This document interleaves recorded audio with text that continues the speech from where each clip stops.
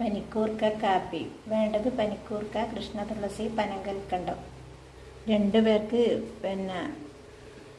കാപ്പി ഉണ്ടാക്കാൻ 10 പനിക്കൂർക്ക ഇല, ഒരു 5 കഷ്ണം പനക്കൽക്കണ്ടം, 4 ഗ്ലാസ് വെള്ളം,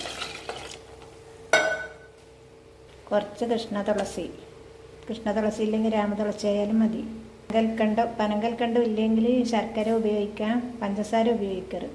ഇത് തിളച്ചതിന് ശേഷം ചെറുതീയിൽ അടച്ച് 2 ഗ്ലാസ്സായി കുറുക്കിയെടുക്കണം. നമ്മുടെ കാപ്പി തിളക്കുന്നുണ്ട്, ഇനി അടച്ച് കൊടുക്കണം.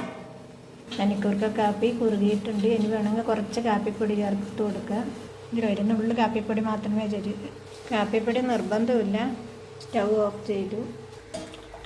ഈ കാപ്പി വിട്ടുമാറാത്ത കഫക്കെട്ട്, ചുമ, ജലദോഷം, പനി ഇവക്ക് പ്രതിരോധ ശക്തി കൂട്ടാനെല്ലാം വളരെ നല്ലതാണ്.